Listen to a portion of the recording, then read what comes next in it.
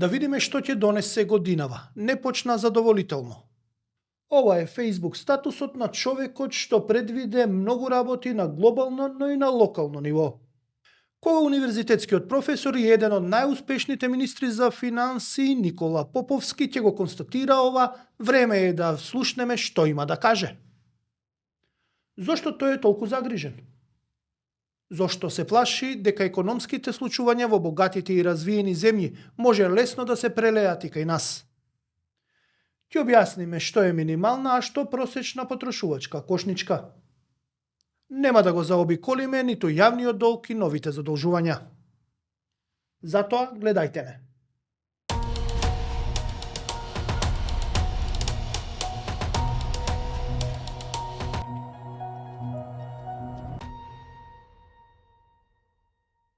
Да, како што најавив, гостин во студиово во оваа епизода 21 од четвртата сезона е Никола Поповски, универзитетски професор и поранешен министер за финансии од редовите на СДСМ, ако некој не знае, бидејќи беше од 2004 до 2006 и според бројките што беа тогаш и може да се проверат например во сите статистички показатели, еден од најуспешните министри за финансии, можеби после него со бројки поуспешен е само Трајко Славевски до 2008 година, а после тоа веќе почнуваат да се нижат едни други бројки кои што до ден денеска не може да се повторат она што се направи од 2004 до 2008. Како што реков во најавата, многу ме заинтересира објавата на Facebook статусот на почитуваниот Поповски, а тоа е дека да видиме што ќе донесе годинава, не почна задоволително и тоа е за мене доволна причина за да биде повикан овде во студиово за да разглобиме многу интересни работи што се случуваат и во изминативе неколку дена,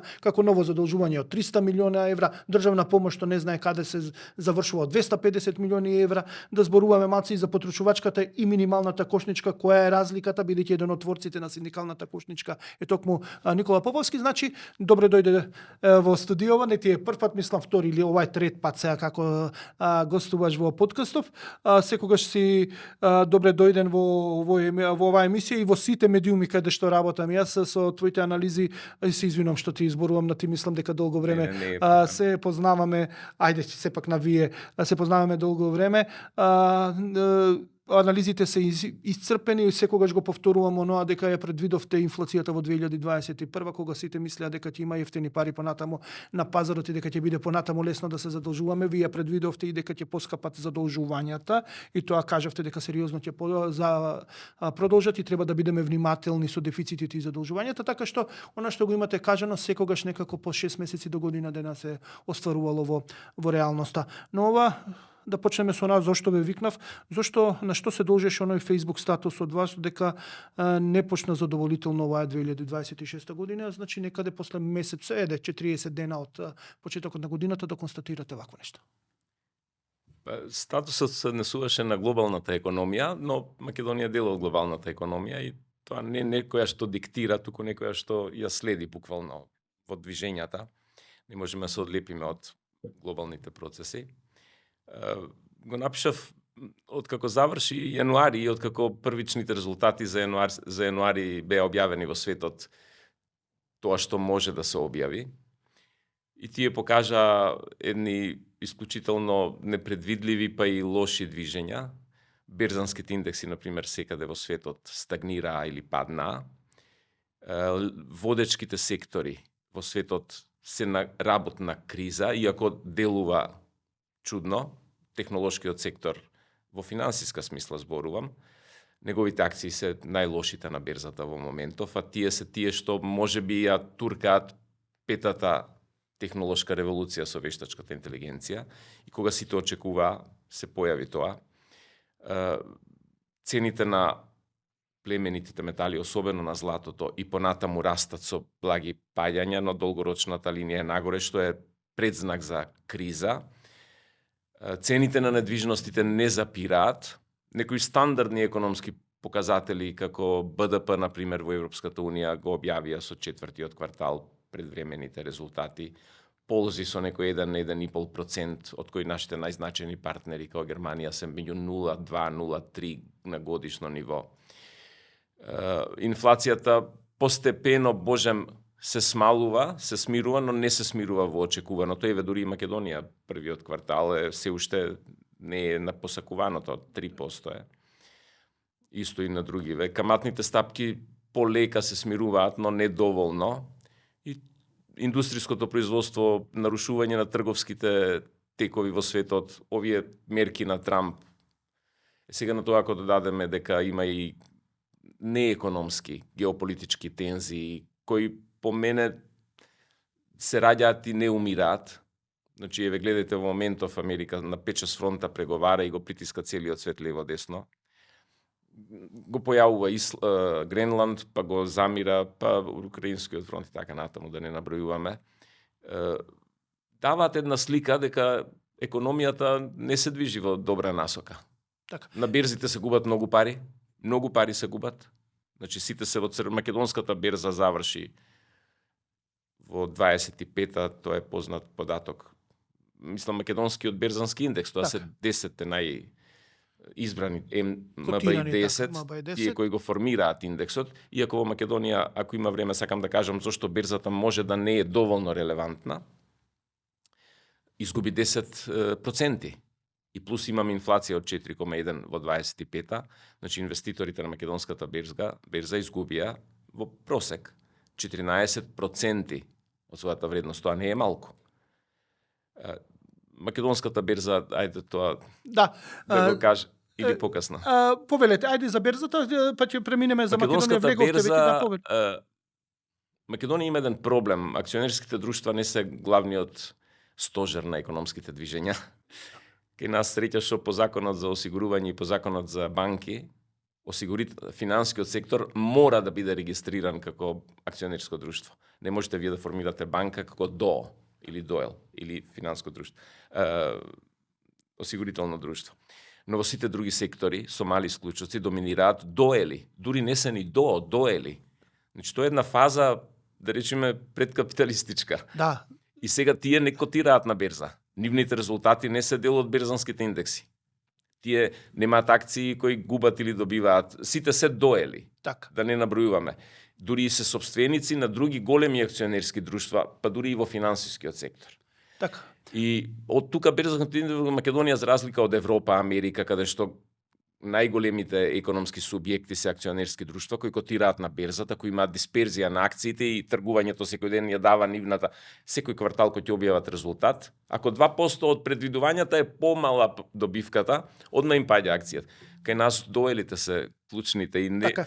Ова доели за оние што не знаат, а веројатно сепак... Сега, знаете како, акциите губат, но ние не знаеме што се случува со уделите во доел. Така. Каде што 100% е физичко лице. Така е.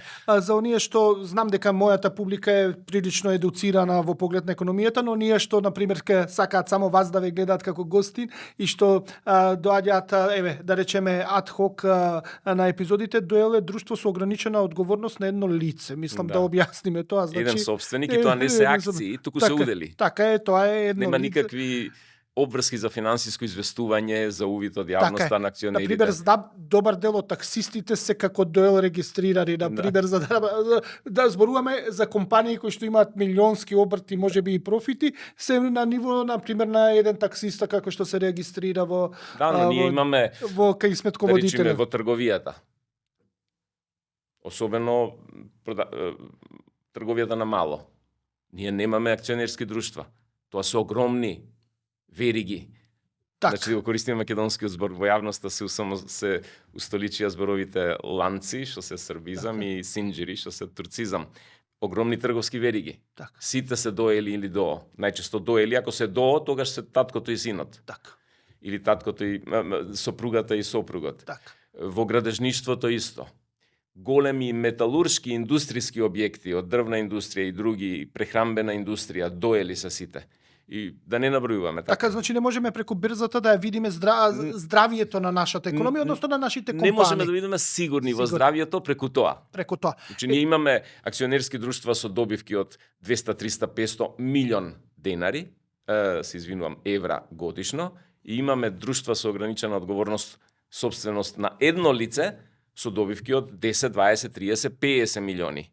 Еве да речеме овие целата индустријска зона во Скопје и сите технолошко развојни индустријски зони, сите се доели. Така. Имаат извоз од 1 милијарда евра. И ние не ги гледаме на берзата ни. Така, не ги гледаме во така, но ги гледаме во нашата економија. Рековте ние сме мала економија, но мала и отворена економија. Ние сме сериозно поврзани со Сега податокот за надворешно трговската размена во 25-та првичните податоци излегува. Да, излегува пред неколку дена, пред Нашиот 7 дена. БДП е отприлика 16 на 17 милијарди евра, размената ни е близу 20. 20, Значи толку сме отворени што Така. Да, тоа повеќе сме отворени што разменуваме БДП. повеќе од Така. БДП со нас. Така, што сме отворена економија и сега вашата констатација она што се случува на светско ниво, рековте дека може од богатите и развиени земји да се прелее и во земји во развој во суштина, односно кои што се развиваат, тука сме ние, значи не сме Земји со среден доход. со среден да доход, бидеме така, прецизни. тоа го напишавте со среден доход. Како ќе се прелее и што очекувате за Македонија, бидејќи гледаме дека на теренот не ни се случуваат во овој момент некои посакани движења, ќе ги коментираме подоцна, но првин да видиме како очекувате да се прелеат се ова во Македонија и што може да очекуваме во оваа 2026 година. Предвидувањата на најважните две светски институции економски, ММФ и Светската банка, се дека оваа година ќе имаме економски раст во светот, околу 2-3% и така натаму. Но ако ја дезагрегираме структурата на растот во економиите, ќе видиме дека него го влечат земите со среден доход, особено овие Кина, Индија, големите, зборувам големи по население и по економски перформанси, а тоа веќе не го прават земите со висок доход, кои се на нивото на половина, 1% и така натаму раст. Што значи дека светскиот раст сега го обезбедуваат Кина, БРИКС и другите, да речеме. Големите земји со среден доход, кои се стотици милиони, милиарди жители и така натаму. Проблемот за Македонија е што нашата економска поврзаност со тие економии е маргинална. Значи, ние сме земја со среден доход, но нашата трговска, стокова, па и услугите не ги разменуваме со овие земји кои го влечат растот на светот. Туку го разменуваме нашиот БДП или нашата економија во трговски односи и за стоките и за услугите со земјите што каскаат. Особено севернава хемисфера, претежно Европската Унија и уште некои. Во Европската Унија приказната за растот не постои. Таа е на ниво од 1%. 1% е во математска прецизна смисла раст, но практично не е ништо. Вие ништо нема да почувствувате ако економијата со 1% расте идните 100 години или идните 10 години. Вие стоите практично во место. Нашата трговска размена, тој општо познат податок, е врзана со прво со еврозоната над 60%, а од еврозоната со една-две држави е половина. И таа едната од вкупната наша размена Германија има економски раст кој е 0,2-0,3% во сите 4 квартали од 2025 и продолжува исто така и сега. Така, очекувањата не се баш Не за Германија. Не се. Тоа е голем проблем. Второ, финансиските показатели воопшто во светот, како што кажавме на почетокот. Знаете, во економијата, например, постојат, кога ги разгледуваме економските циклуси, некои индикатори економски, бар ги толкуваме дека се водечки индикатори. Тие однапред кажуваат што ќе се случи со економијата. Дел од нив се цените на недвижностите и дел од нив се акциите. Ако акциите и недвижностите растат, повлекуваат со себе раст, има побарувачка за тоа. Акциите стагнираат во светот. Берзанските индекси главни веќе година дена, американски, токискиот, па и некои европски стагнираат. Нашата размена не може да го влече бруто домашниот производ во трговијата со Германија, зашто Германија не се развива. Ние во најдобар случај истото ниво на производство ќе го разменуваме со нив. Во тој случај од каде ќе го генерираме нашиот раст? И не само ние, и другите што се врзани како нас. Значи, светското движење напред за нас нема многу да значи. Ние со Кина разменуваме малку и тоа само увоз. Увоз, да. Само увоз. Огромен суфицит имаме. Исто и со... А од дефицит си извинувам. Дефицит, да. Да. Со сите други. Од друга страна, ова што ви го кажавте, задолжувањето на земјата и тоа да не зборуваме само за јавното задолжување. Македонија се задолжува, значи нашиот надворешен долг е над 10 милиарди, зборувам вкупен. Вкупен така. Купен, значи се задолжуваат и фирми, приватните така. И приватниот сектор се задолжува во своите економски релации, се разбира. се задолжува на пазари каде што каматните стапки за нас нема да бидат поволни. Тоа дополнително ќе извлекува дел од нашите, да речеме, трошоци, односно ќе ги намалува добивките или во крајна инстанца ќе го намалува растот и ќе го намалува бруто домашниот производ. Ќе се прелеваат средства. И тие дефицити, особено во јавниот сектор, почнуваат малку да се загрижувачки, затоа што гледаме една континуирана динамика на нови задолжувања, кои постојано се прошируваат надвор од исплатата на старите долгови, и тоа постојано со 2-3% од бруто домашниот производ или 300-400 милиони плюс од потребите. Еве само во оваа година првата обврзница од 2 пати по 500 милиони што се издаде, 700 за враќање на старите и 300 се нов долг. Сега најави уште една повторно од 300, 600 е веќе 3-4% од бруто домашниот производ, а ние тоа го гледаме како тековна политика. Така. Ќе се навратиме малце на овие 300 милиони евра што се најавени и она 250 милиона државна помош што не знаат каде се слеват, односно вчера, завчера деновиве беше тоа кажано, но морам да оставам да се вратам малце на Македонија, односно на растот, економскиот раст. Зборуваме дека ние сме многу тесно врзани со Европската унија, 60% ни е таму извозот, со Германија сме сериозно исто така поврзани, значи рековте половина, може и повеќе од тој извоз се завршува во Германија. Можеме ли да упатиме една порака дека Македонија мора да дизерфицира, да го повеќе да бара други пазари во моментов, бидејќи да ги бараме пазарите кои што растат. Имаме и афрички пазари што растат, но имаме и азиски пазари што растат. Значи ние имаме ноу-хау за Европска унија, ние можеме да извезуваме во Европската унија, нашите стандарди се во Европската унија прифатени, ние сме играчи во Европската унија, мали, ситни, да, сето тоа во поглед на обемот, но нашиот квалитет задоволува некои стандарди. Со вакви стандарди, дали пропуштаме можноста или не сме доволно храбри да ја излеземе веќе на оние пазари што сериозно растат и таму да ја насочиме нашата трговска размена, за да имаме и ние раст, они да не влечат овие земји што имаат раст од 4-5%, 6%, мислам тоа е. И тоа континуиран раст, да речеме 2 децении. Така, еве Индија почнува да расте сериозно. За сериозно. жал тешко ќе се преориентираме, Горан, од 2 причини. Прво, традиционалните пазари, не е тоа флоскула традиционален пазар, извезувате 30, 40, 50 години на тој пазар, така. Сега вие не можете едноставно да најдете нов пазар, а овој да го оставите. Зашто оставањето со стариот и новиот бунар тоа, нели? Така да ни Значи не морате викам да се извезувате. остави, А но ние да сме се мала барат, економија и за да го диверзифицирате производството, освен на тие пазари и на други, ви треба дополнително производство. И тоа сериозно производство, а дополнително производство со 1-2% што се влечка годишно напред, тешко дека ќе остварите, особено во некои сектори извозно ориентирани. Вториот ограничувачки фактор е што најголем дел од извозот на овие пазари што ги зборуваме не се од домицилни компании, туку се од нивни компании што дошле тука да го дислоцираат своето производство, да го аутсорсираат, да речеме, заради поевтини трошоци по сите основи, дури и државна помош добиваат, и го враќаат назад. И сега вие не можете да го диверзифицирате на Комберт и Шубарт и да не ги набројуваме така на Джонсон, Мети и така натаму производство, зашто тие се дојдени тука за да прават делови за производството што го асемблираат во своите држави. Како ќе го дислоцираат они?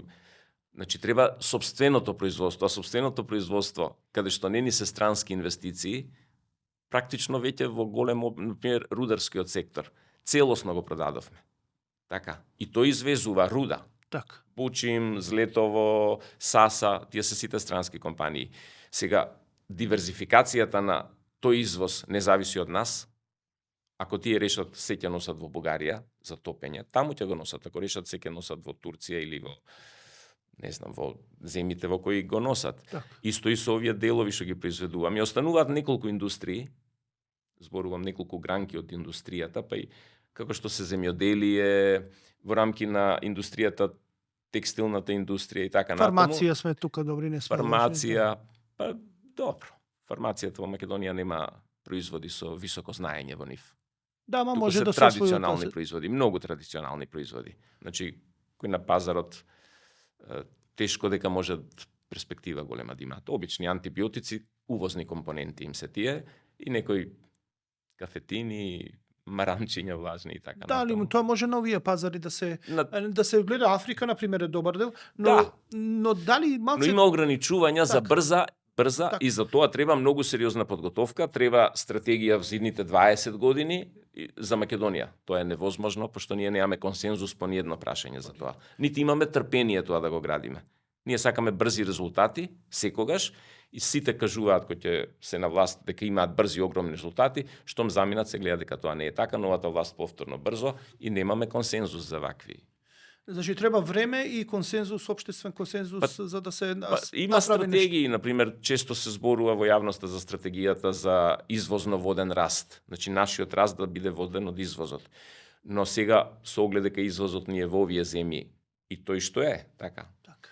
Плюс нашиот раст не се должи, не е толку многу извозно воден, он е и потрошувачки воден, особено со јавната потрошувачка. Ние се уште се подпираме на таа стара добра кензијанска теорија дека треба агрегатната побарувачка да ја поттикнуваме и во рамките на неја поттикнуваме најчесто не инвестициска потрошувачка, да речеме, туку јавната и личната, така. Со оглед дека сме мала отворена економија, што не е предвидено во кензијанскиот модел, Така. ние сме увозно зависни за Сериозно. таквата потрошувачка. И сега тоа отвара други проблеми. Платно-билансни, стабилност на денарот, на собствената валута, режимот на курсот и така натаму, и се соочуваме со еден зид во кој мислиме дека е непроменливо. И после одиме на овие мали, паушални. Паушални. Она што јас го очекувавме и се уште јас сериозно се надевам дека тоа ќе биде испорачано, тоа е барем реформите што се најавуваат, барем борбата со сивата економија и фискалната консолидација. Да, секоја влада сака на почетокот да прикаже дека еве дојдовме, имаме ресурси, имаме знаење да направиме нешто, но мораме да бидеме реални дека во 2024 кога се смени власта, многу беше лоша стартната позиција на оваа власт. Беше кумулирани проблеми со децении, значи зборувам 15 на години минимум, јавни долгови, лоши политики, трошења, значи една државен апарат нефункционален, човечки капитал немање веќе раселено, квалитетните луѓе не сака да се мешаат во работата на државниот апарат, а од друга страна политиката па не сака оние што не се истоимисленици да ги ангажира со нивниот ум за да дадат барем некое знаење. Доаѓаме до оној зид дека имаме проблеми во моментов како да одиме понатаму.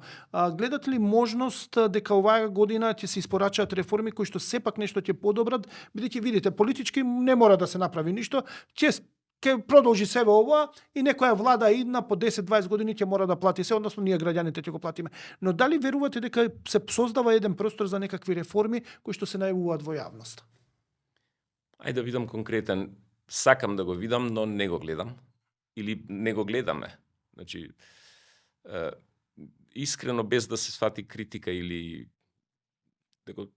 дебата, владата на Македонија веќе 2 години е за 2-3 месеци. Она го потроши периодот кога може да направи радикални реформи, што обично се болни, или се болни за голем дел или за мал дел од населението или за стопанството, но на долг рок носат добри ефекти. Она го потроши тоа, сега ќе влезе во еден период кога уште 1 година има и ќе влезе во изборен. Начинот на кој функционира владата е континуирана изборна кампања по сите прашања. И тоа ја оттргнува од реформите. Јас сакам да дадам 2 примери. Едниот е суштински, едниот е показен за тоа како во Македонија се прават реформите. Еве да земеме областа во која јас ги следам работите. Фискалната област е област во која 2 години нема никакви промени. Единствените промени се дека ќе се менува фискалната политика, но не се менува системот. Немате ни еден даночен закон променето, немате никакви услови за работењето променети и така натаму. Едноставно, само се најавува ќе имаме помал или поголем дефицит, тоа е резидуа. Тој, мислам, без никакви реформи можете да го скратите дефицитот. Не видите. Но не гледаме во даночниот систем, например, никакви реформи. Едноставно се што е наследено и владата точно ова често го критикува, дека она го наследила ова. Сега од кого го наследила е второ прашање. И од самата себе, Так. во некои претходни години, и тоа долг период. Но тоа не значи дека ако сте го наследиле, дека сте вие врзани со него како со котва и не можете да го менувате, сменете го. Сте Да, го но- наследиле, сменете го. Зошто не го менувате? Од друга страна, велат, сакаме на бизнисот да му дадеме предвидливост, за да со даночни политики да не се променливи, за да знаат да Каква планира. предвидливост? Па еве сега, например, во високото образование. Високото образование е една од економските образованието е една од економските 12 дејности. Така, и во него трошиме и јавни, трошиме и приватни, се каква е таа предвидливост. Ние во последниве 8 години имаме еден закон за високо образование, сега има нов, тотално различен. Сите тие бизниси ќе бидат непредвидливи.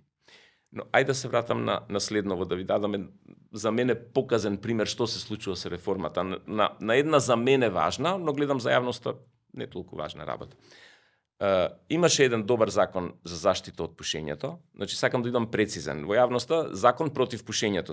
Тоа е закон за заштита од пушењето, а не е против пушењето. Секој може да пуши, колку сака. Па после имаше едно олабавување на законот.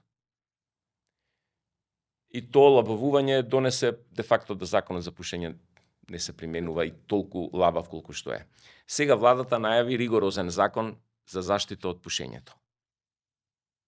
Само 2 месеци откако излезе со законот во јавноста, веќе 3 или 4 владени министри, вклучувајќи го министерот за здравство, замислете, најавија дека законот ќе се донесе, но ќе се спроведува во фази од 6 до 36 месеци. Знаете колку е 36 месеци? 3 години. Тоа се лика и прилика на македонските реформи. А најдеме мал отпор од некој во јавноста, кој може да биде наш гласач, наш финансиер или да ни замери, се повлекуваме.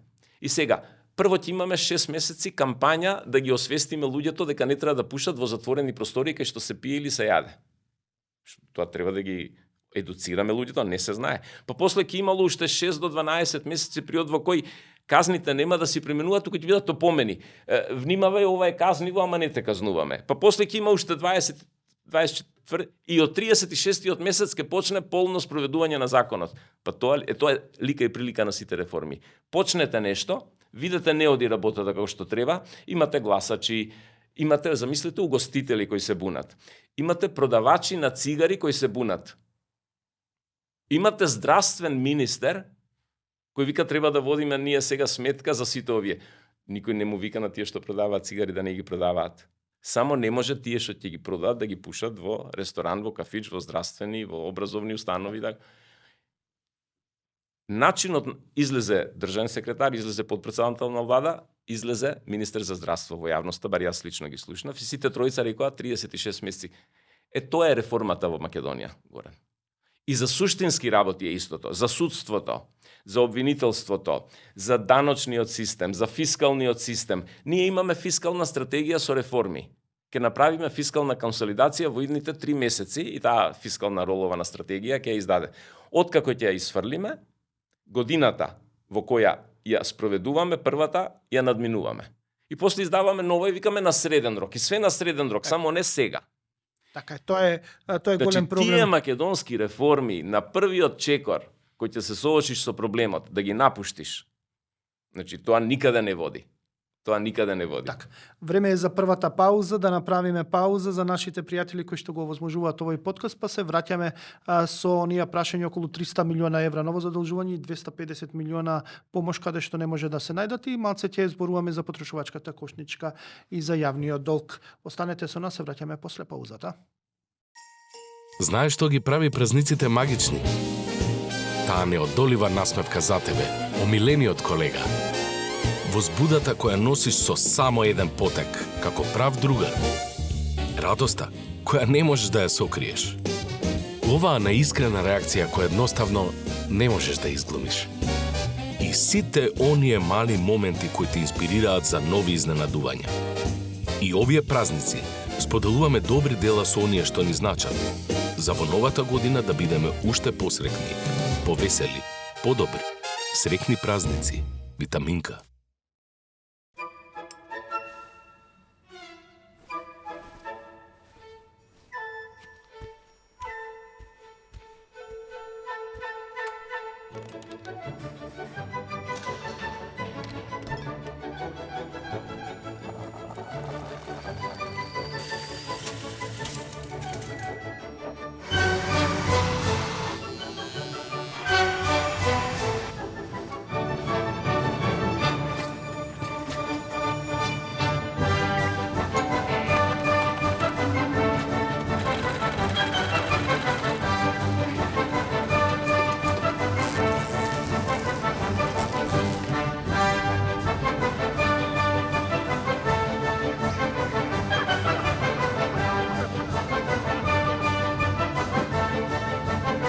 Енергија што го исполнува животот и ја осветлува иднината. ЕВН. Енергија, живот, иднина. Да, во подкастов сме со универзитетскиот професор Никола Поповски, поранешен министер за финансии од редовите на СДСМ. Зборувавме што се случува во светот, како ќе се прелее тоа во Македонија, дека имаме опасности. Чепнавме веќе неколку теми за случувањата во државава. Сега ќе се фокусираме за економијата во Македонија. Најново она што е како информација е дека Македонија ќе се задолжува нови 300 милиона евра на меѓународниот пазар. Веќе се задолживме со еврообврзница од 1 милиарда. Според оние параметри не беше лоша камата, добро е што се подели на со две различни рочности, тоа веќе се во јавноста веќе некако го прифативме, но веќе доаѓаме до моментот дека 300 милиони евра е сериозно ново задолжување, каде што веројатно ќе се троши за тековни трошоци. И последна вест што ја имаме деновиве е дека доцнат исплата на пример во образованието, но знаме и во градинките дека доцнат исплата на платите, што еве до 18-19 февруари тоа не се случи. Сите чекаат во овој јавен сектор да биде од витално значење што е образованието и грижата на децата, да платите да бидат редовни. Но еве може да има некои технички задоцнување, може би и да има и некои други причини. Вие како поранешен министер за финансии, познавач на состојбите во државата, што мислите зошто се досне со исплата на овие средства и зошто се задолжуваме со нови 300 милиона евра? Владата не е транспарентна, да ни го каже тоа, постојано дава општи флоскули. Ова вие што го кажавте, многу сериозно се појави во декември месец, кога Трезорот не можеше ништо да исплати еден период од 7-8 дена.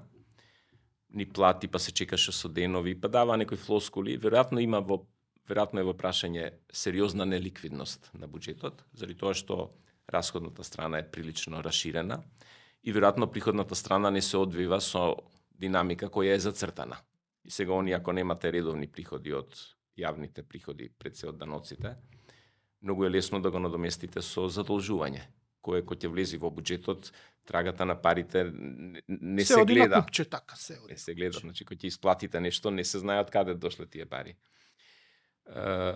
Овие 300 милиони сега надвор од сите предвидувања, пред непон месец издаде обврзница од 1 милиарда, односно 2 обврзници од по 500. Тие се 2 обврзници. Ако беше предвидувањето и секако што треба, тогаш можеше да се издадат 800 и 500. Но ова интервентно задолжување од 300, кое еве за нашите гледачи да кажеме релативната вредност на 300, пошто Америка ако се задолжи 300, да, не значи ништо. Нас е скоро 2%, близу 2% од БДП. 2% е во многу европски земји дефицитот на годишно ниво.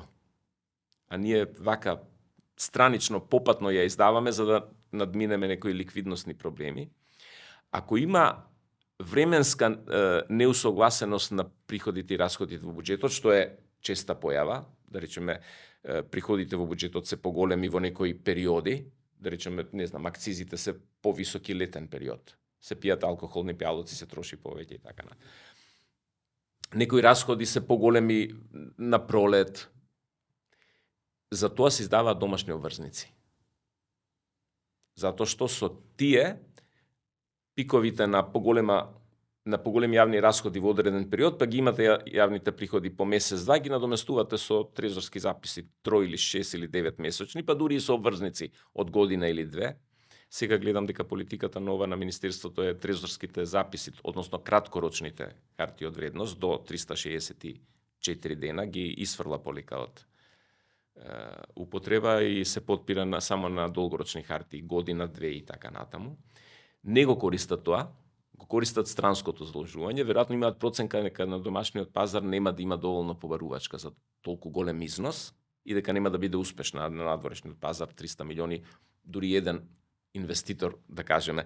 Ние често користиме тој збор, странските инвеститори купија обврзница во Македонија. Тие за нас не се инвеститори, тие за нас се кредитори. За нив се инвеститори. Зошто мислите дека домашните банки, например, или кредитори, сега ги спомнувам, банките не мора да бидат банки, може да бидат сите кредитори кои што имаат пари, не би биле заинтересирани за 300 милиони евра. Сепак е сумата добра со добра камата, зошто... Не верувам дека има толку ликвидност. Тоа се скоро 20 на милиарди денари. Колку што гледам ликвидноста на банките, на најголемите се движи околу 1 милиарда и нешто така. Значи, не можат они да резервираат на долг рок толку големи средства. Пошто ова е долгорочна обврзница, ќе биде 3, 5 или 7, ако не и повеќе години. Не знам дали владата кажа. Нема детали се уште. Нема детали, да. И плюс во Македонија, пошто е голем износ, ќе ги изголеми каматните стапки на задолжувањето во денари. Пошто ќе повлечат многу пари, побарувачката голема, понудата не е толку голема, парите ќе имаат повисока цена, а на странскиот пазар ќе се останат цените што постојат, пошто ќе биде во евра. Од друга страна, девизните резерви на Македонија не се во лоша состојба. Тие од околу 5 милиарди денари, се извинувам, евра константно се, 4,85, сега во моментот се 5,5, но се должи на приливот од едната обврзница. Тоа кој се исплати ќе се врати. Но 5 тие се добри. Ние немаме потреба од такви причини владата во координација, да речеме, со монетарната политика, да се координира надворешно задолжување за да имаме прилив на евра, така, за да подобриме таа позиција, денарот е стабилен, девизните резерви се стабилни, што значи очигледно е дека имаме неусогласеност или неусогласеност на буџетските приливи и одливи на сезонско ниво, но за тоа на странска обврзница се издаде долгорочна 300 милиони ми е нерационално или неразумно, што значи ќе имаат константна неликвидност и ќе го прошират дефицитот. Сега, знаете, ние стално, па колку е оптимално да е дефицитот, зошто да измислуваме топла вода, што би се нарекла, така? Например, Европската унија уште 93 година со критериумите за воведувањето на еврото ги зацрта двете сидра за фискалната политика. 3% дефицит, 6% јавен долг, максимум од... Сега внимавајте на тој збор. Тоа е, мислам... Значи, вие го употребивте лаконски, мислам, рутински, максимум. Така. Значи, вика најмногу до 3% и најмногу до 60%, а не вика 3,6%, 3,60%. Так. Значи, так. Да, максимумите. Ние академика Абдоменов Беџети овде каже дека македонскиот јавен долг треба да биде од 52 до 54. Над тоа, над 54 не генерира раст, до 54 генерира раст, овозможува раст. Над 54 веќе сме во зона каде што не е добро за Македонија. Тоа вика емпириски го докажавме. Тие 60 за нас се 54, сака да кажа. Да. Иначе јас лично мислам дека оптималното ниво, значи не издржливото ниво, туку оптималното е испод 50. Да, ја мислам дека 45 од прилика би било за нас, зашто каматниот товар ќе биде многу мал. Сега ние имаме каматен... Видете дека фискалната, сега многу е широка темата. Така да. Кај фискална консолидација. Сега ја оптоваруваме што се 2% дефицит, кој автоматски ќе стане и 2% повисок јавен долг. Ќе имаме и други заложувања во текот на годината, кои се на домашниот пазар и кои се повлекување на кредитите за инфраструктурни и други за дефицитот кој беше зацртан, не знам, на 3,5% треба годинава да биде. Да. Многу е спорно како ќе се одржува тоа. Второ, сега пред некој ден министерот Мисаиловски, министерот за одбрана, се пофали дека Македонија меѓу првите земји во НАТО го достигнала 2% од трошењето. Сега да направам една корекција. Македонија 2% достигна 2005. Неслучајно добивме покана за придружување на НАТО во 2006, па после се одложи заради Ирак напад, па после се одложи заради ембаргото на Грција. Така, во 2008, така. Да. Иначе во 6 требаше да има самит, се одложи самитот во 6. Ке бевме примени. Во 8 ни ставија веќе вето заради некои билатерални заострување на проблемите. Тогаш Милошевски и Груевски го заострија проблемот со името Македонија. Значи, ние 2005-2006 имавме 2%. Во времето на Груевски се спушти на 1,11 минимум. Значи, едноставно парите се трошеа за друго. Војската нека има плата, храна и се друго, за оружје и за друго не мора да трошиме. Тој 1% што треба за оружје нека го нема. И сега не е точно дека ние први сме го постигнале. Ние си го имавме постигнато и тоа многу мачно го достигнавме. Сега се враќаме, но имаме обврска да стигнеме до 5%. 5% од бруто домашниот производ значи дополнителни 3% од БДП, не од буџетот, од БДП, а тоа е некаде околу 500 милиони евра дополнителни годишно да трошиме за одбрана. Ајде да ги збориме во проценти од БДП, полесно е. 3% од БДП каде ќе најди буџетот? На целата фискална консолидација што ја зборуваме во идните 5-6 години, ние треба внатре да обезбедиме уште 3%. Значи, ние не сме веќе во ситуација со дефицити од 3-4% годишно, со дефицит уште 3% да обезбедуваме идните 5-6 години, да го дигнеме на 6 и да го држиме 3-4 години, 5 години. Ние мораме да имаме дефицит од 3%, максимум од 3%. И во него Значи, да вклопиме уште 3% што ни треба сега за одбрана, кое ние го прифативме многу лесно. Сега не обвинувам никого, пошто тешко е на Америка во овој случај една Македонија да ја каже на самит на НАТО како Шпанија. Ние не сме спремни и нема тоа да го правиме, и други ве прифатија, но споро одат. Ние сме од тие кои ќе треба да покажеме кој нашиот стратешки партнер. Да, ма од друга страна логиката па Горан, тие 3% се голем предизвик на фискалната политика сега. Така. Не на одбрана. Министерството за одбрана и армијата на Република Македонија си ги чека парите и ќе си ги добие, Така. веројатно. али треба да се најдат од некаде, а не може Да се најдат. така. Па има 3 начини. Едниот начин е да го зголемите даночниот товар во економијата. Владата тоа нема да го прифати. Вториот начин е да го направите преструктурање на буџетските трошоци, но не за 3% од буџетот, туку за 3% од бруто домашниот производ. Така. Што е различна А бројка. буџетот е 0,4% од 40% само од бруто домашниот Така. производ. И третото е од двете помалку. Малку да ги зголемувате приходите, а малку да ги намалувате другите расходи. Колку што гледам, оваа влада не е спремна да ги зголемува јавните приходи по основ на дополнително оданочување, освен со поголема ефикасност и сива економија. Да, тоа е клучното, сива економија како борба. Еве има денови настани дека ќе мора да против сивата економија фактура ќе се воведува и се тоа. Не дава резултати. Еве, таа борба само за оваа влада, после 2 години и само за претходната уште 5 и само за претходните уште 30 не доведе до практично на почетокот на годината не планирани уште 2% од БДП да ни требаат за буџетот, 300 милиони ново задолжување.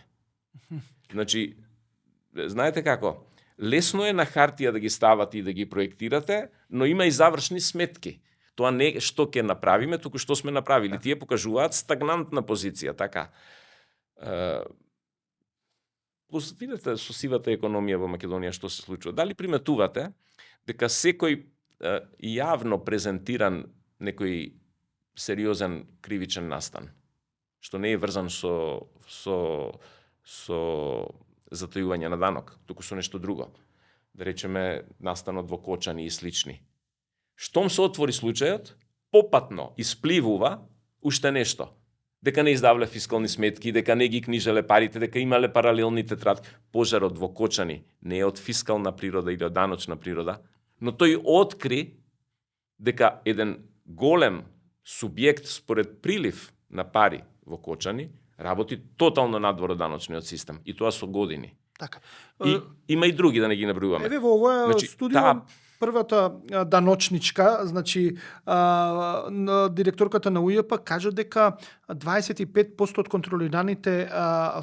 контролираната фискализација е неправилна, има пропусти, значи 25% од легалното што било кога ќе го контролираат е нелегално, има проблем. Значи тоа е сериозна бројка, значи тоа е надвор од систем, на неја се затајува од оноа што треба да, што сметавме дека е онака што во камен исклесано што се вика, дека штом се фискализираш тоа функционира, тој апарат функционира и има некои отстапувања, но 25% е сериозна бројка на отстапување од нешто.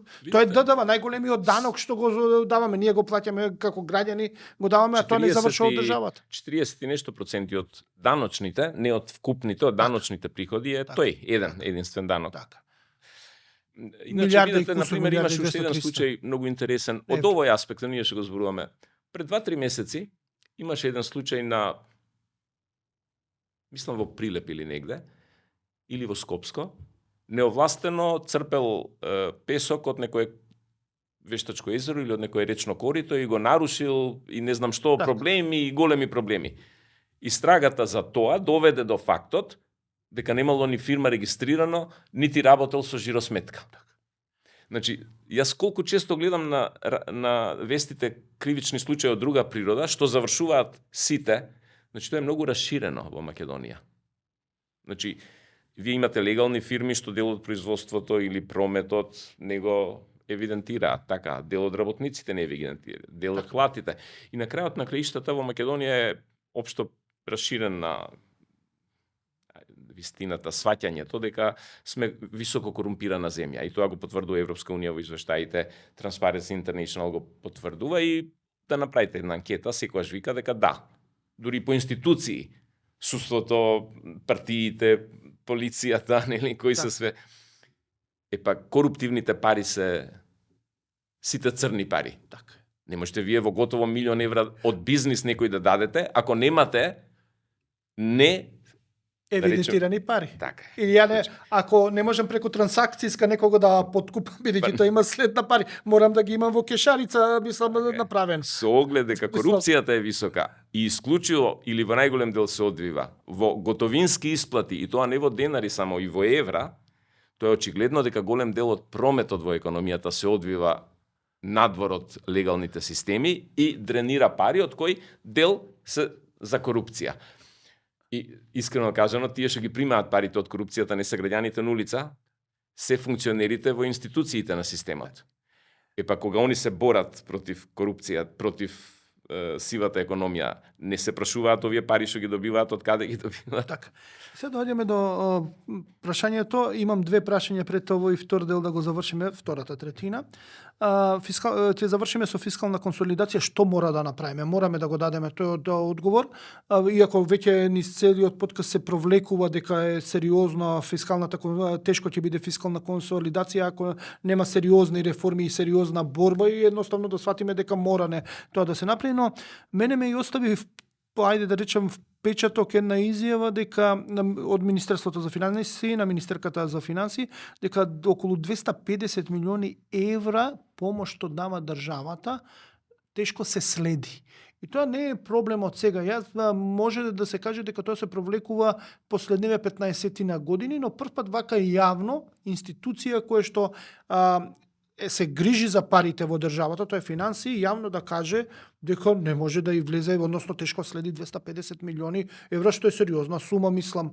Тоа е една третина, помалку една четвртина, да речеме, од буџетскиот дефицит, например, во државата. Тоа е 2-2,5% од БДП. Тоа е сериозна сума да не може една институција да следи. Како ја коментирате оваа изјава на Министерството за финансии и што ви укажува вас како познавач на работите? Дека се нема евиденција, верувам, но дека не може да се има евиденција, не верувам. Доволно е Министерството се обрати до сите буџетски корисници од тоа се 50 на 60 буџетски корисници од прва категорија, разделите, и да им даде некој разумен рок во кој ќе кажат за префрлените пари за тоа, колку искористиле и да ги евидентираат и да ги вратат назад и ќе се направи информација. Но кај државната помош мислам дека има уште оној неевидентиран дел што не можеме да го квантифицираме во 250 милиони, а тоа е државна помош што не е исплатена од буџетот директно во форма на готовински трансфер, туку се нереализирани приходи во вид на државна помош. Или тоа што го рековме, например, некој инвестира во развојна индустријска зона, го ослободуваме 5 години од данок на добивка. Тоа е државна помош. Значи, тука немаме ни од Министерството сега исплата на 2 милиони годишно. Така. Туку имаме неисплата на 2 или 3 милиони годишно кон буџет, и тоа е државна помош и по нашиот и по европските закони. Кога овие 250 би се зголемиле со неисплатените по разни основи, а кои се признати како државна помош, можеме да стигнеме не 2-2,5, туку можеби и до 5% од бруто домашниот производ. Еве и Бехтел и Енка нели имаше некој вид на државна помош им дававме, сега не сеќавам што беа деталите, исто ги ослободувавме од разни давачки и така. Сериозно, и префрлеме буџетски пари во готовина, но исто така има олеснување, има не плаќаат акцизи, не плаќаат ДДВ за увоз како и другите и така натаму. И сега таа државна помош е со законот регулирана, нивото е политика на државата, но и тука треба да има некакви ограничувања. Сега каква политика, едно е евиденцијата, таа треба да се воспостави да е прецизна. И тоа на двете нивоа. Ова едната е полесна, исплатените. Так. Ама и тие не може да ги следат. Чудна работа. Едно е да не можете да ги следите, а друго е можете да воспоставите систем на следење, пошто почна да Кажа расте. дека немаат система, дека А немаат, второ е сака да го направи. адхок информација. Значи, кажете ни за 25-та колку сте исплатиле. Ќе им дадат. Така. Може би ќе им треба недела, 10 или месец дена, но ќе добијат. Треба се побара. Сега, ја видов министерката, така, малце без волја да... Ако се 250 милиони, тогаш значи веќе знаеме колку се. Така. И тогаш знаеме на кого сме ги платиле. А зашто ги употребиле, само треба да ни кажат. Иначе, зашто е кажано 250 милиони. Но мислам дека оваа втората е поважната. Нереализираните приходи како олеснувања во вид на државна помош дадени на разни во Македонија што доаѓаат и инвеститори, и изведувачи, и по други основи. Се По дојде. други основи. Инаку, со фискалната консолидација, прво, Може ли да направиме со вакви показатели, со се ова вака фискална може да се консолидација? направи. Ја верувам дека може. Може, со тоа што однапред треба да се знае дека таа влада нема да биде популарна, министерот нема да биде популарен, веројатно ќе се сменат 1-2 министри, 3 министри за финансии во процесот на фискална консолидација, но под услов кој ќе се направи фискалната консолидација, да не дојде влада или министер, што со 3 години од по 5% дефицит, ќе ви поништат за 3 години, 15 години наназад, по 1% консолидација годишно во правата насока што сте ја правили. Така. Се е време И за тоа е проблем. така. Втората пауза, па ќе се вратиме на фискалната само консолидација. критериумите на Европската унија не се лоши за нас. До 60 и до 3, до 60% јавен долг и до 3% дефицит на општата власт. Значи ние кога би оделе со максимумот да го користиме 3%, максимумот 3%. И ако економскиот раст ни е, да речеме 4% годишен, ние ќе направиме за идните 10 години консолидација, пошто нивото на задолжување ни е пониско од нивото на раст. Но ако одиме со 2-2,5 и со стапките од 2,5-3 колку што ни се сега, пошто, знаете, лесно се предвидува 3-4% раст, а после не се остварува. Така. Но за тоа треба да се седне многу внимателно и да се види тие 5,5 милиарди од буџетот каде одат по сите основи и да се размислува што од ова е неопходно, што не е. Време е за втората пауза, ќе се вратиме малце за фискалната консолидација, но први да ја направиме и втората пауза. Знаеш што ги прави празниците магични? Таа неодолива насмевка за тебе, омилениот колега. Возбудата која носиш со само еден потек, како прав другар. Радоста која не можеш да ја сокриеш. Оваа неискрена реакција која едноставно не можеш да изглумиш. И сите оние мали моменти кои те инспирираат за нови изненадувања. И овие празници споделуваме добри дела со оние што ни значат. За во новата година да бидеме уште посрекни, повесели, подобри. Срекни празници. Витаминка.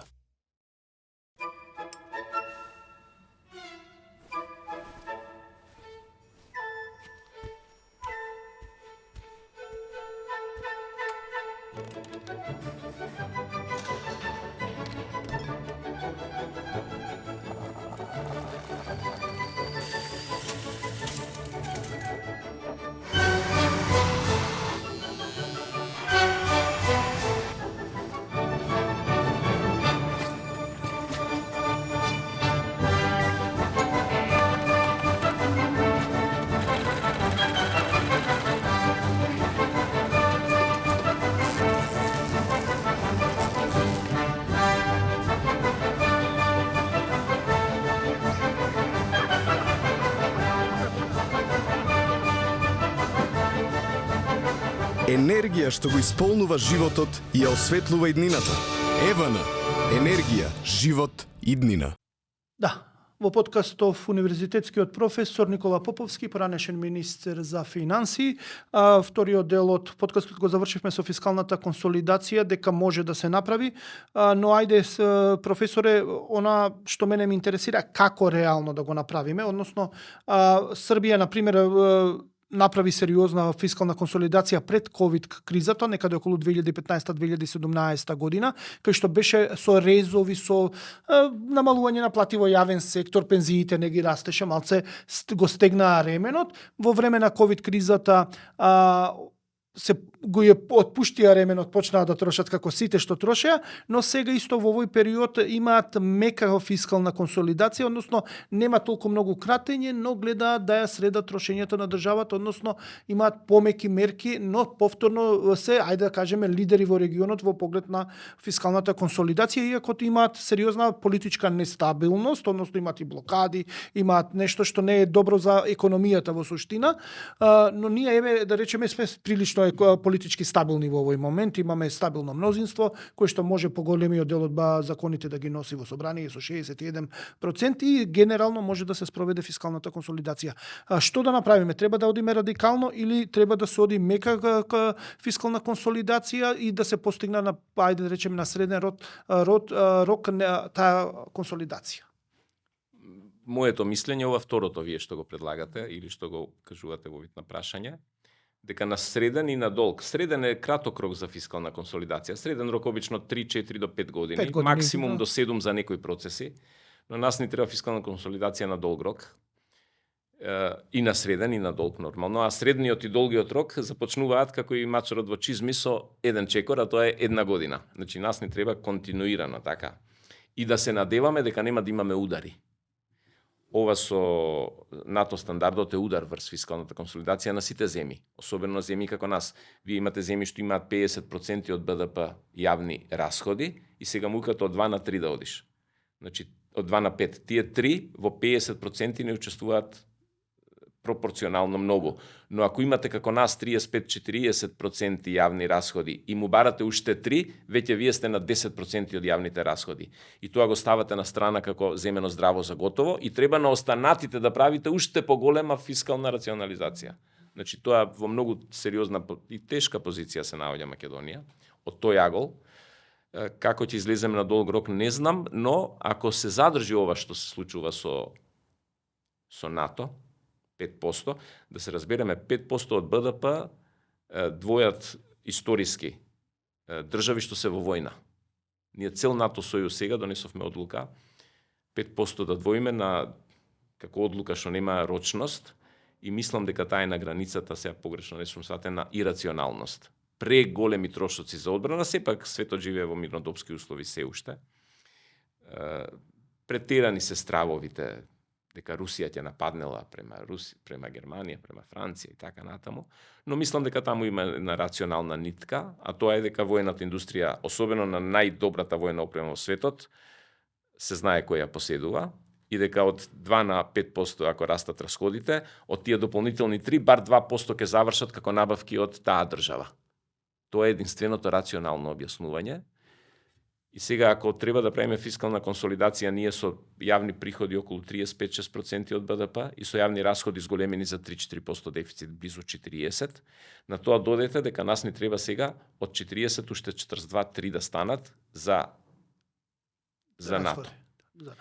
Во тие рамки треба некаде да направите потребната рационализација што ни од 2-3%, уште 2-3% за НАТО, 6%, што е многу. Тоа преку ноќ ако се прави ќе предизвика проблеми кај сите во економијата, но не мислам дека дека мораме на предолг рок. Значи можеме да зацртаме една динамика меѓу 0,5 и 1% да го намалуваме дефицитот, соодветно јавниот долг во наредните години нема да биде премногу приметливо.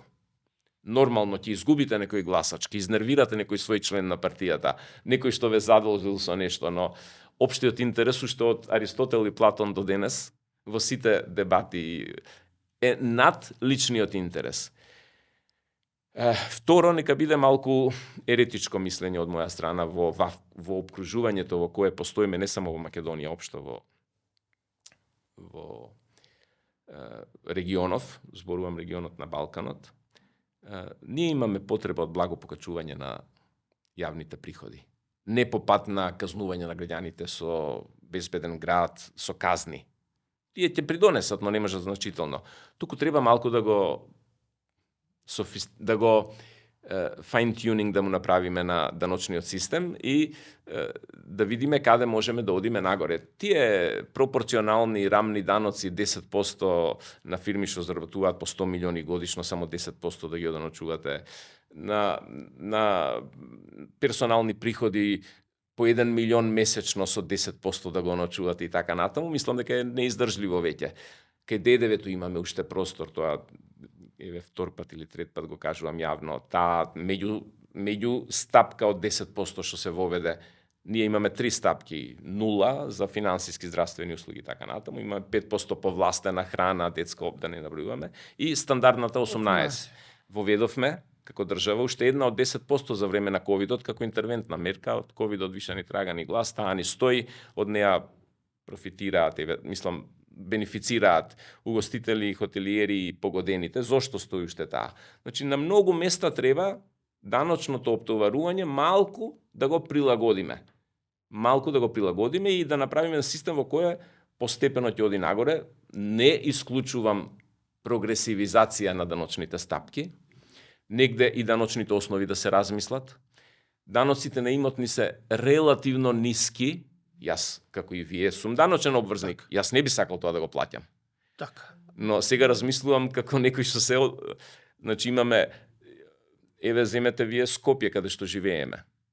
Знаете кога се направени проценките врз основа на кои плаќаме данок на имот на град Скопје? Проценките за вредноста на имотот. Не се ревидирани, го зборевме во овој подкаст дека треба да се направи... Направени се во 2005 кога јас бев министер. Значи 21 година. И уште добиваме дома сите решение на вредност, да речеме, од 2 милиони денари станот. Тој веќе вреди 5-6. Так. Ама на 2 милиони 0,1, па уште и 50 насто имаме ослободување зашто живееме во него, е 20-30 евра. А ова вреди веќе 5 милиони денари. Сега, тие приходи, државата си ги губи константно. Да не набројуваме. Така. Сега, водиме надворешно-трговска политика, многу е успешна. Најдобрата економија во светот ја ослободивме од царина во Македонија, а нашите стоки таму 15% вака рамно тепих. На почетокот од овој интервју што разговаравме со тоа каде ќе извезуваме, каде нема да извезуваме сега веќе знаеме, зашто 15% е точно конкурентската предност на еден производ. Вие сте 15% поевтин од мене и заради тоа јас на пазарот продавам, вие не можете да извезете. Сега со 15% данок вие више не сте конкурентен таму. И ние имаме брилјантни преговарачи за тоа. Одлични професори и министри кои тоа го направија. Значи, даночните приходи по таа основа Македонија ќе се намалат, основ на платени царини. На 0 ќе се сведат или се сведат. Да не набројувам вакви малку комични ситуации. Јас разбирам како се преговара сега со нив. Од позиција на сила. Так. Гледате Иран како преговара. Еден носач на авиони и преговараме. Не одат преговорите со темпото што го посакуваме, уште еден носач на авиони донесовме. И тоа отворено кажуваат. Не одат преговорите како што треба, го донесовме вториот носач. Кај нас не е доносач, ама... И јас верувам дека е можна фискална консолидација, но не верувам дека практично е можна. Ќе се продлабочува. Инаку во соседството, ние живееме во Македонија, живееме во соседство, да речеме поширокиот Балканот како географски регион, во кој ги имаме европските пикови на сите страни. И имаме една Грција со 170-80% јавен долг, и тоа почнаа постепено да се консолидираат, да го намалуваат и така натаму. И имаме една Бугарија со 23-4% јавен долг. Тие се соседни земји, не се ништо различни, не се наоѓаат на Јупитер и на Марс толку различни. Ја имаме Србија, ја имаме Романија, ја имаме Словенија, која е успешна економија со се, но и проби ова што е евростандардите, отиде на се. Хрватска, која исто така лошо се снаоѓа, Албанија, која е релативно добро, ние кои веќе одиме кај што не треба. Значи, на едно тло држави од различни системи, со различно потекло и така натаму, многу различни, а сме на исто тло. Што значи дека нешто зависи од волјата. Зошто Бугарија има? Не ја сакаме Бугарија, отворено да кажеме, заради многу проблеми, сите ние. Но зошто она има 25%? А економијата драстично не и се срушила. А зошто па Грција има 170 и што видовме во Грција од тие 170? Така. Значи, ќе биде тешко. И четврто, еве, мегаломански проекти, што имаат индиректен поврат врз економијата и врз стандардот и врз се, Македонија треба да се повлече од нив. Македонија не е држава што грандомански проекти треба да прави. Еве да речеме патот Кичево Охрид. Секој од луѓето што патуваат натаму, а во овие 15-20 години колку се гради, значи тоа е грандомански проект. Нити е потребен, нити е толку луксузно, нити толку супериорно изведен со огромни мостови, тунели. Зашто? Со кого се надпреваруваме? На кого сакаме да му покажеме дека трошиме таму за 60 километри 600, 700, 800 милиони со години, така натаму. Значи треба малку да си Пуштиме нозете колку што ни е черката. Да, одлично. Така, да. Тоа е некако добиваме впечаток дека малце сакаме да се покажеме дека инвестираме, но дефинитивно Плюс Охрид не ни е нас некоја трансферзала исток-запад или север-југ, коридори и така натаму, туристичко место кај што со леки коли се оди. Така и со авиони најчесто И со странците авиони, доаѓаат и така. Доаѓаме тука до крајот, значи вие цело време зборувате за приходната страна, но одбегнуваме некако расходната дека да ја чепнеме во буџетот. Расходната може веројатно да се крати, но тоа ќе оставиме за некоја друга анализа. Па прво бројот на корисници на буџетот од прв ред, што имаат раздел во буџетот, е проширен до бескрај. Беа неполни 50-тина, отидоа над 70 и нешто. Сега нешто сакаат, као, ќе ги снемало овие што се не знам,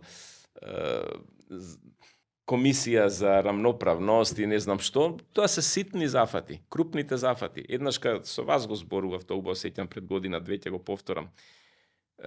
Ние сме имале образовен систем со 20 и нешто илјади вработени, со 20 нешто илјади, во кои сме имале годишно по 30.000 деца во генерација, сега имаме по 15.000 деца во генерација, а бројот на вработени на 30.000 ни отиде. Епа, тука имаме фискална неконсолидација. Така. Тоа е системот што, ама тоа треба политичка треба да се волја. седне многу внимателно на сите страни да се разговара. Има ли капацитет воопшто во државава да се седне многу внимателно? За вакви работи треба општествен консензус. Треба консензус. Треба консензус. Не е ова са работа на една влада, но треба да се седне и со ладна глава и да се рече луѓе мораме нешто да направиме во одредени сектори и таа фискална консолидација без разлика кој ќе дојде на власт треба да ја продолжи. Може да остане една власт 8 години, Имаме може пример за тоа. Во Македонија. 2000 само момент, годиниве да не ги. Да. Во 2001 летото 4 најголеми партии во Македонија во тоа време, состојбата е смената со големината. Да. Со двајца странски олеснувачи кои не се дел од процесот, потпишаа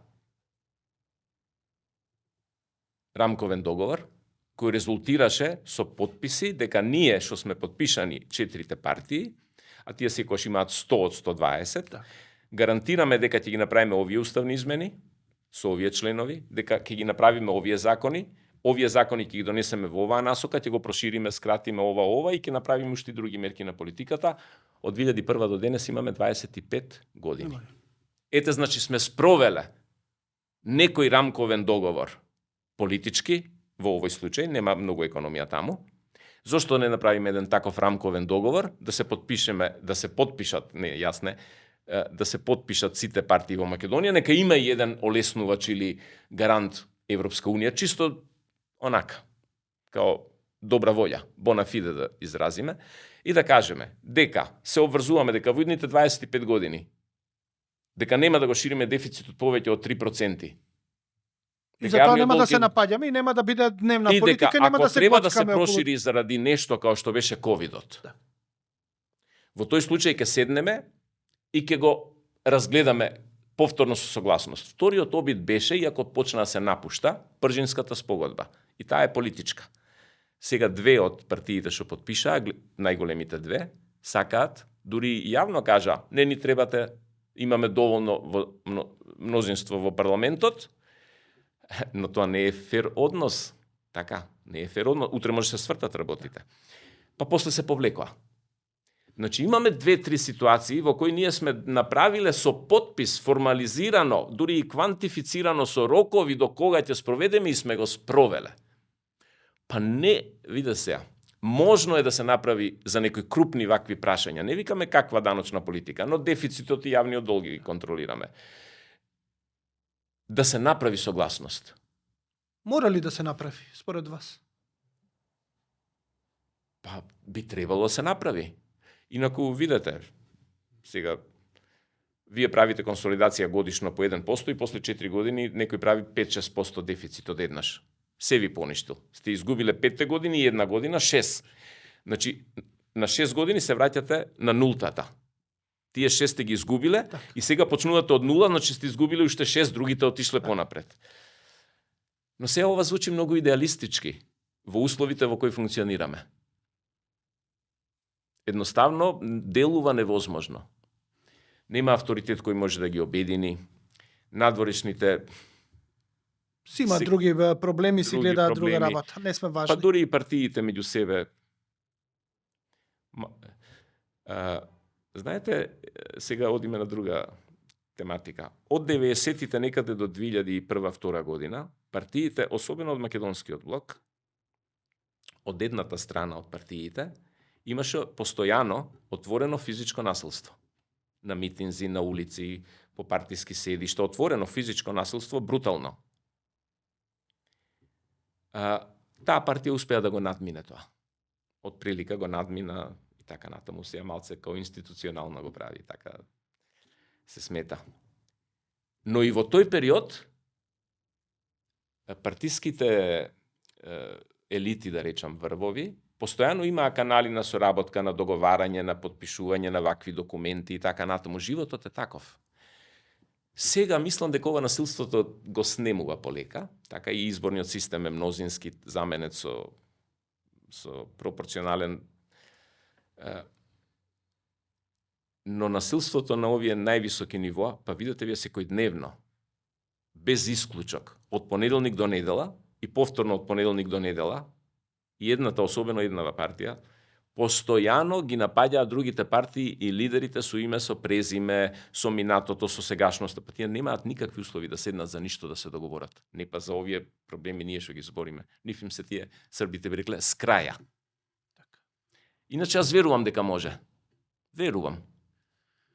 Па ќе видиме. Ајде да видиме дали има здрав разум за да се постигнат некои договори. Тука некаде би требало да дојдеме до крајот, но останува едно прашање што го најави, што треба да го објасниме. Вие сте еден од творците на така наречената синдикална минимална кошничка, но тоа не е минимална, тоа би требало да биде просечна потрошувачка Не е кошничка. минимална, не е ни синдикална. Не е ни синдикална, Синдикална, така. немојте погрешно сватите. Не знам кој го даде името, мислам новинарите го дадоа. Така е, така е. Таа е, знаете, Не, така е во на сајтот на ССМ, значи синдикална минимална кошничка. Ние врз основа на тоа го така збориме. стои синдикална. Синдикална минимална кошничка, да, на Таа е сајтот. Пресметана од синдикатот, а не е... Така е името и затоа вие сте еден од творците, владата најавува дека ќе има своја потрошувачка кошничка, односно да Државниот завод за статистика, што беше до 2010 мислам тоа неизина и обврска го правеше тоа, па не знам како настана моментот да се откаже Државниот завод за статистика од таа обврска и да ја препушти само не да ја препушти, туку не ја Ја напушти. Ја напушти и си синдикатот си зема да ја пресметува. Најповикан е. Најповикан, така. Видете, синдикатот во соработка со Европскиот синдикат заради ова си направи кошничка, така наречена синдикална, иначе не е синдикална, како компензација на фактот дека Република Македонија престана да ја пресметува потрошувачката кошничка преку Заводот за статистика и да ја објавува. Дури и кога последниот период кога ја објавуваше, таа стагнираше, стоеше на една иста сума и стана неупотреблива, смешна. Ако вие вас од прилика потрошувачката кошничка 100, он објавува податоци на 30% постојано и едноставно ја напушти. И во државата се створи институционален вакуум дека не постои пресметка на кошничката. Синдикатот во еден период пред 7, 8, 9, 10 години прв пат тоа го направи. Јас не учествував во тоа. Така. И она направи, но поминаа 10 години.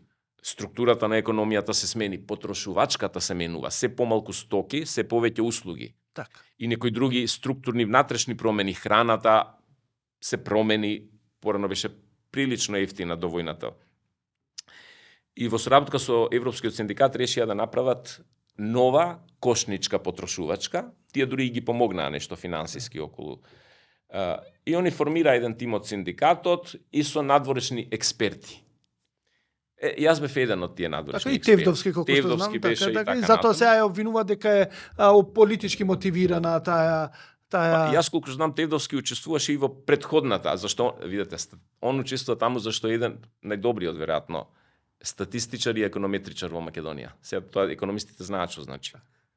Значи Тевдовски ми е пријател, па сега да не се свати нема врска со СДСМ, во различни времења сме биле. Никогаш не сме се знаеле од СДСМ. Се знаеме од професорскава работа. Он е одличен статистичар и економетричар. И он владее со тие квантитативни економетриски методи на пресметките. Значи, и затоа е тој вклучен таму. Не од што не вклучија по тој основ. Ние ја изработивме. Малку ја сменивме, ја презентиравме во јавноста и дури беше добро примена. Од почетокот и не беше приметлива, затоа што во тоа време, таа 2 години пред владата на ДПМН. СДСМ никогаш ништо не рече за неа. Иако Тевдовски од СДСМ беше реконструиран и објективно нема ништо веќе со нив. Така. Јас Што се одамна вика, не сум во партијата. Така е, Но тие не ја страна. коментираа. А таа заради појавата на инфлацијата и заради растот на цените на структурата на потрошувачката во Кошничкава, почна да си оди природно нагоре. Но кога дојде новата, сегашна веќе не е нова, 2 години, таа секој месец кога синдикатот ќе објавеше новата Кошничка, тие секој месец почнуваа да ја напаѓаат затоа што им сметаше, претходно не им сметаше, кога си опозиција не ти смета, ако речат се зголемила 1000 денари. И сега дојдоа во политичка конфронтација, они во таа смисла употребуваат аргументи од типот кој ја правил. Математиката не трпи така кој ја прави. Таа потрошувачка кошничка на синдикатот му е потребна, заради тоа што синдикатот е тој што преговара во социјалниот диалог за не само за минималните плати, тие сега се актуелни, за нивото на платите. Значи, општо за нивото. Во Македонија на минимална плата се 10 или, немам податок, 15% од вработените, но синдикатот и за другите 85% преговара и во јавниот и во приватниот сектор и за тоа им е потребна како ориентир. И статистика има подобра методологија, има институционална поставеност вработени. Ние направивме, и тоа Тевдовски го направивме со софтвер и со методологија која овозможува они да ја апдатираат месечно. И тоа сега имаме веб страни со потрошувачките цени на големите маркети. Така. И ние се потрефме на 2 од нив кои се релативно поевтини, не на овие најскапиве, Тинекс и другиве, туку на поевтиниве 2. Од нив да ги симнуваат цените, наместо они порано одеа по пазар и евидентира, сега од канцеларија може да го прават, супер функционира и стана ефикасна алатка на синдикатот, синдикална алатка, за да може да имаат ориентир. Таа не е минимална. Минимална подразбира минимална. Во минималната кошничка вие немате право на годишен одмор. Така. Ова е просечна. Овде има и патувања за одмор. Така. Минимални, во Македонија да е одморот Така во и така Дојран, натаму. например, и сетото Дојран, 7 Охрид. дена, да. Значи, она е прилагодена повторно на синдикатот како некаков минимум, но не минимална, пониско ниво, така. И сега оние напаѓа дека ова ли е минимална. Па не е минимална. Минималната е сосема друга потрошувачка. Добро е што владата прифати под притисок на синдикатот да направи кошничка и да направи 2-3 кошнички. Минимална кошничка, просечна кошничка и така натаму. За различни типови на семејство и така. Таму ќе се соочите со многу проблеми. Например, колку е просечното семејство. Ние земавме во потрошувачката кошничка. Ова што вие дека просечното семејство е 4члено и дека има 2 деца на школување. Сега вие можете да земите дека е 3члено, можете да земите и 5члено. Така.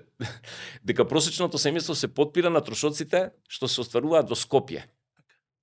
Зашто едни се трошоците во Берово, други се во Охрид, трети се во Скопје. Но каде е репрезентативниот примерок? Каде живее третина од населението, Скопскиот базен? Значи, он ќе биде не е идеален, но е најрепрезентативен. Така. И со многу прилагодувања. И добро е да има и владата, па да се споредат методолошки. И она има методологија, синдикатот ја има методологијата како е изработено, кај нив е, мислам, да направат и минимална, така да ја сегрегираат, да направат на пензионерски семејства, која е па нивната кошничка. Таму трошоците за образование не постојат. Така е. Трошоците за годишни одмори се минимални или не постојат, но трошоците за здравје, за домување се многу високи, така?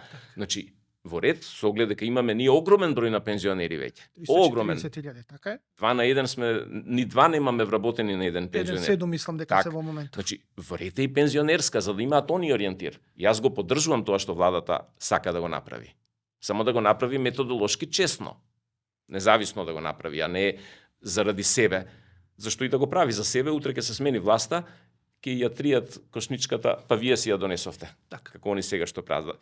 И јас го поддржувам тоа. А ова е вистината, за тоа така наречената, таа не е синдикална. Таа е просечна кошничка, како алатка на синдикатот во услови кога државата нема просечна И не е кошничка. минимална. Тоа да Не е го... минимална, не. Добро, тоа е бидејќи во јавноста се Не. добија впечаток, значи Таму има и трошоци за културен настан еднаш месечно.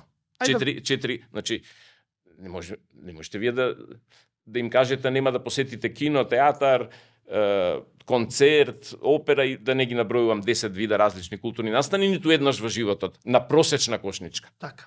Минималната е за овие 10-15%, а не е. Така. Би сакал само да завршам овој подкаст, реков веќе времето истече, иако во подкастите немаат време на траење, може да се оди и повеќе, но во интерес на времето, зборувавме, еве, ќе ја поврзаме со кошничката, некако навикнати сме платите да растат пред се во јавната администрација, но и останатите плати, но тоа доаѓаме до моментот, можна ли е фискална консолидација ако постојано платите растат во јавниот сектор, кој што е поврзан со буџетот, и пензиите постојано да растат. Можна ли е фискална консолидација, визави еве просечната кошничка расте, потрошувачка кошничка расте, треба и платите да растат, но се добива впечаток дека како што растат платите, расте и инфлацијата, расте и повторно тоа влијае на кошничката, расте буџетските расходи, едноставно Каузална е врската. Едната ја предизвикува другата. Една со друга, некако доаѓаме во еден магипсан круг кај што Не. Можно е, се извинувам. Можно Да, е. затоа сакам да објаснам. Можно е затоа што сите овие агрегати не се пресметуваат во апсолутни вредности, во номинални вредности, туку се пресметуваат како проценти и како коефициенти. И проекциите ги правите со коефициенти. Не ги правите со апсолутни. Платата ќе биде 45.000, тук платата ќе се големи 2%. Се должи на ова и ова зголемување на инфлација од 2%, зголемување, значи све во проценти. И кога во проценти го гледате, тие си се врзани една со друга и не ги нарушуваат меѓусебните односи. Ако сакате да нарушите, ќе ги нарушите процентуалните. Образованието со плата ни е подценето, ќе ја зголемиме 5%, така, а тоа ќе ги исфрла апсолутните бројки во моделот и ќе ги решавате лесно. Верувам дека е можно. Не е проблем во тоа. Не е проблем. Фискалната консолидација, освен општата, на ниво на приходи и расходи, ќе има и внатре структурна. Во приходите, некои приходи ќе се зголемат, некои ќе се намалат. И тоа може да случи. И во расходите исто, некои расходи ќе се зголемат, можеби, како одбрана.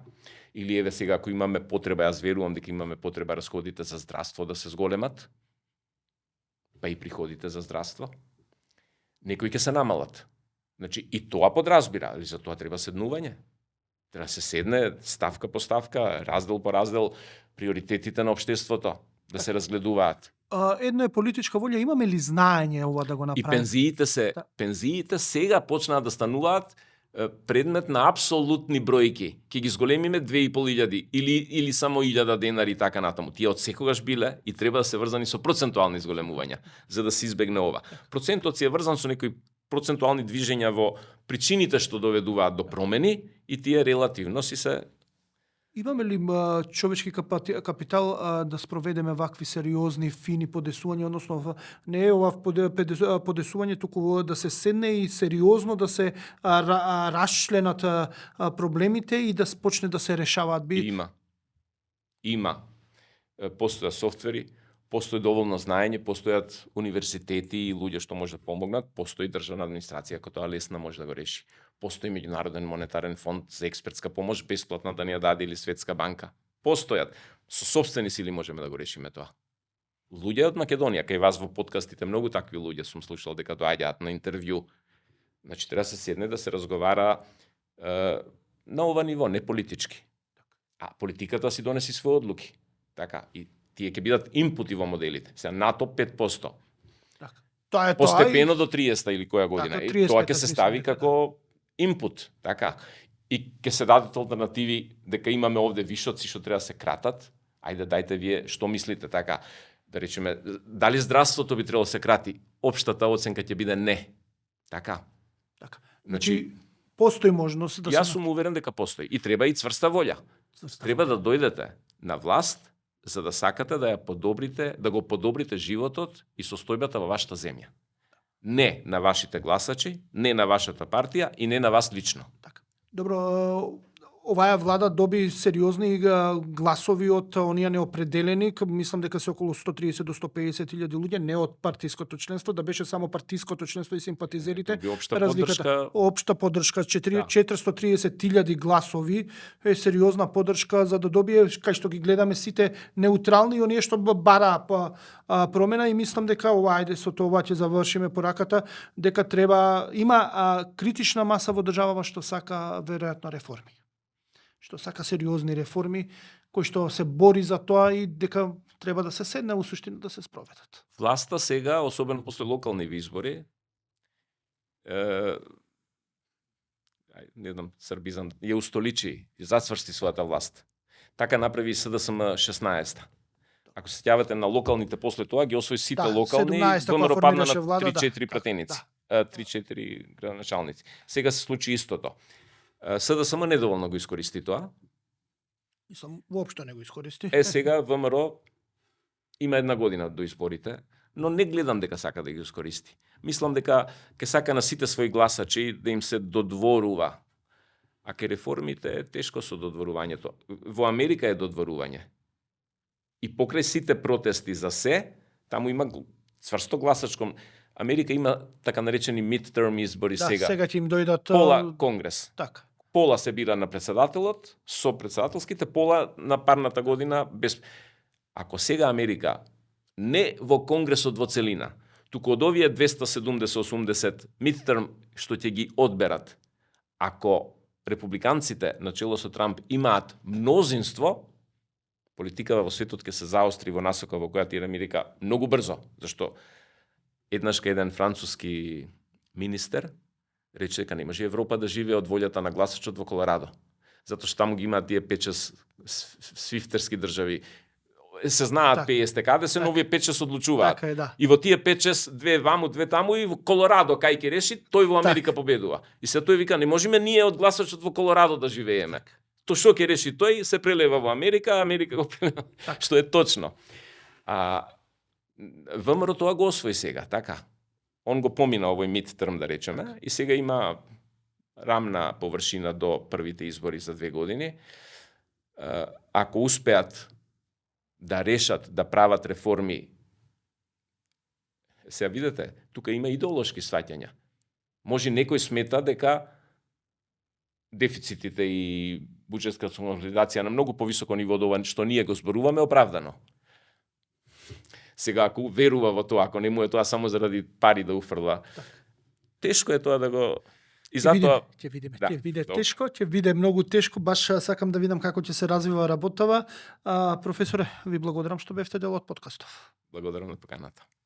Тоа беше се гледаме за 7 дена, ќе видиме кој гостин ќе ви го донесеме, може ќе биде поврзано со правото, односно за обидите да се вметне рамноправно соживот на сите чинители во економијата, во правниот систем, бидејќи многу често зборуваме за тоа дека некои се привилегирани, некои се запоставени, некои различни аршини има во правниот систем, зависи и дури и политика и популизам, па ќе малце ќе разговараме можеби и за тоа, а можеби нешто друго ќе донесеме, ќе видиме, ќе зависи тоа од договорот со следните гости. Мило ми беше што се видовме, гледајте не, знаете кај да не најдете, секое добро и довидување.